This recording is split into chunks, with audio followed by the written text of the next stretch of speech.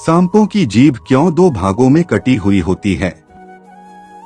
जान लीजिए ये गहरा रहस्य। सांपों को देखते ही अक्सर लोगों की सिट्टी पिट्टी गुम हो जाती है। आपने भी अपनी जिंदगी में कई सांप देखे होंगे। आपको जानकर हैरानी होगी कि दुनिया भर में सांपों की 2500 से 3000 के करीब प्रजातियां पाई जाती हैं। हालांकि इनमें से कुछ ही सांप जहरीले होते हैं और कुछ तो ऐसे भी होते हैं जो पल भर में किसी को भी मौत की नींद सुला सकते हैं। दरअसल सांप के मुंह में विष की थैली होती है, जिससे जुड़े दांत तेज और खोखले होते हैं। ऐसे में वो जब भी किसी को काटते हैं तो उनका विष उस व्यक्ति के शरीर में प्रवेश कर जाता है। सांपों में देखने और सुनने की शक्ति काफी कम होती है, इसलिए कुदरत ने उन्हें जीभ दी है ताकि वे उसका इस्तेमाल करके देख और सुन सकें। इसके साथ ही सांप जीभ के जरिए सूंघने और आसपास का तापमान जानने के लिए भी करते हैं। सांप अपने जीभ के जरिए ही शिकार पकड़ता है और ये कटी जीभ सांप को शिकार के बारे में उसकी गर्मी, दूरी और दिशा सब बता देती है। कटे होने के कारण जीभ को अधिक फैलाव मिलता है, जो शिकार को पकड़ने में मदद करता है। अब सवाल उठता है कि सांपों की जीभ आगे से दो हिस्सों में क्यों बंटी हुई होती है? क्या आपने कभी इस बात पर ध्यान दिया है कि सांपों की जीभ आगे से दो हिस्सों में क्यों बंटी हुई होती है? इसके पीछे एक पौराणिक कहानी बताई जाती है जो हैरान कर देती है। हालांकि सर्पों की जीभ के कटे होने का वैज्ञानिक कारण और पौराणिक मान्यता बिल्कुल अलग है। सांपों की जीभ दो भागों में कटी हुई होने के पीछे एक गहरा रहस्य छुपा हुआ है, जिसका उल्लेख महाभारत में मिलता है। महर्षि वेदव्यास द्वारा लिखी गई महाभारत में सांपों की जीभ से जुड़ी एक बहुत ही रोचक कथा है।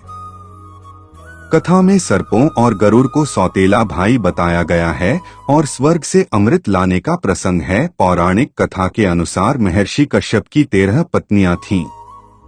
इनमें से कद्रू भी एक थी। सभी नाग कद्रू की ही संतान हैं। वहीं महर्षि कश्यप की एक अन्य पत्नी का नाम विंता था, जिनके पुत्र पक्षीराज गरुड़ हैं। गरुड़ और सर्प दोनों सौतेले भाई हैं। एक बार महर्षि कश्यप की दोनों पत्नियों कद्रू और विंता ने एक सफेद घोड़ा देखा। उसे देखकर कद्रू ने कहा कि इस घोड़े की पूंछ काली है और विंता ने कहा कि नहीं, सफेद है। इस बात पर दोनों में शर्त लग गई। तब कद्रू ने अपने नाग पुत्रों से कहा कि वो अपना आकार छोटा करके घोड़े की पूंछ से लिपट जाएं, ताकि घोड़े की पूंछ काली नजर आए और वह शर्त जीत जाएं। उस समय कुछ नाग पुत्रों ने ऐसा करने से मना कर दिया। तब कद्रू ने अपने पुत्रों को ही शाप दे दिया कि तुम राजा जन्मेजय के यज्ञ में भस्म हो जाओगे। शाप की बात सुनकर सभी नाग पुत्र अपनी माता के कहेनुसार उस सफेद घोड़े की पूंछ से लिपट गए, जिससे उस घोड़े की पूंछ काली दिखाई देने लगी। शर्त हारने के कारण विंता कद्रू की दासी बन गईं।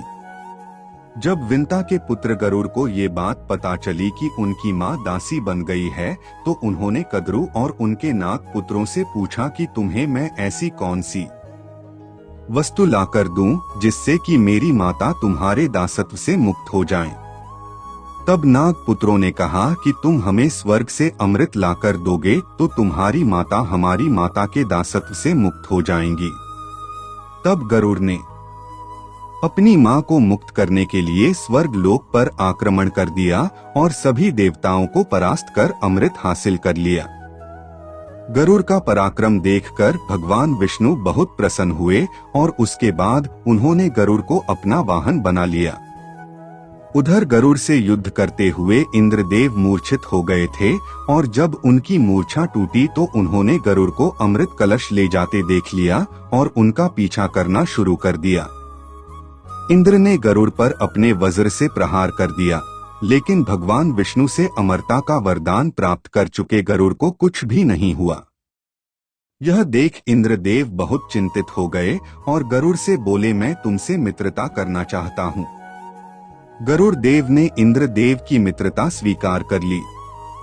उसके बाद इंद्रदेव बोले, हे मित्र, ये अमृत कलश जिन सर्पों को देने जा रहे हो, वे इसे पीने के बाद अमर हो जाएंगे और सृष्टि का विनाश करेंगे। इसलिए ये कलश मुझे वापस दे दो। तब गरुड़ ने इंद्रदेव से कहा कि मित्र, मैं यह अमृत कलश तुम्हें नहीं दे सकता, क्योंकि इस अमृत कलश को सर्पों को देकर मुझे अपनी माता को उनकी दास्ता से मुक्त कराना है। लेकिन जिस स्थान पर मैं इस अमृत कलश को रखूंगा, आप वहां से उसे उठाकर वापस ला सकते हैं। गरुड़ की ये बातें सुनकर इंद्रदेव प्रसन्न हो गए और बोले, मित्र, तुम मुझसे कोई वरदान मांगो। तब गरुड़देव ने कहा कि जिन सर्पों ने मेरी माता को छल से अपना दास बनाया था, वे सभी सर्प मेरा प्रिय भोजन बने।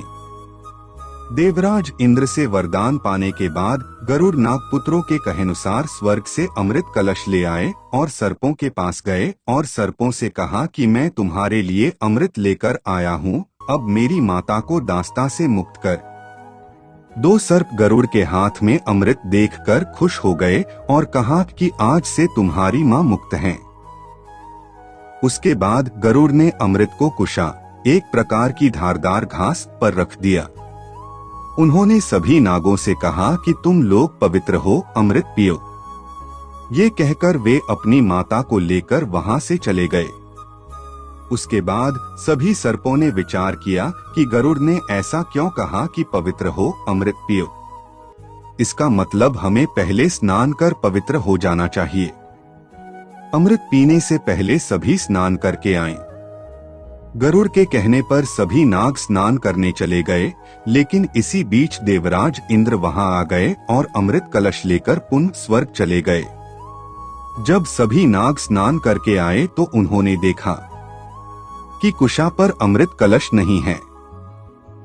तब उन्होंने सोचा कि जिस तरह हम सभी ने गरुड़ की माता को छल से दासी बनाया था, ये उसी का फल है। अमृत कलश गायब हो जाने के बाद सभी सर्पों की अजर अमर होने की अभिलाषा शांत हो गई। सभी उस कुश के आसन को देख रहे थे जिस पर गरुड़ देव ने अमृत रखा था। सभी सर्पों के दिमाग में आया कि हो सकता है इस कुश के आसन पर अमृत गिरा हो। ये सोचकर सभी सांपों ने उस घास को ही चाटना शुरू कर दिया जिस पर अमृत कलश रखा था। उन्हें लगा कि इस जगह पर अमृत का थोड़ा अंश जरूर गिरा होगा। ऐसा करने से उन्हें अमृत ही प्राप्ति तो नहीं हुई, लेकिन घास की वजह ही उनकी जीभ के 2 टुकड़े हो गए, जिससे सभी सर्पों की जीभ बीच से फट गई। उम्मीद है सांपों की जीभ कटने की यह कहानी आपको पसंद आएगी। अगर वीडियो अच्छा लगे तो वीडियो को लाइक करें और चैनल को जरूर सब्सक्राइब करें। धन्यवाद।